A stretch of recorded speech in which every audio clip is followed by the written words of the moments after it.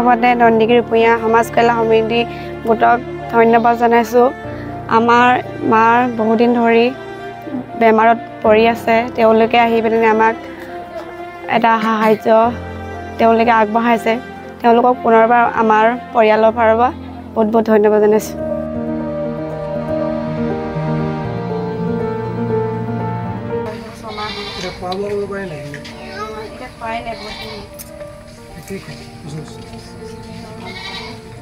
এটা ডিব্ৰুগড় মেডিকেলতে এতিয়া যিহেতু কেঞ্চাৰ হস্পিটেল এখন আছে, মানে মেডিকেল কলেজৰ ভিতৰতে একদম লাষ্টলৈ একেবাৰে শেষত আছে সেইখন।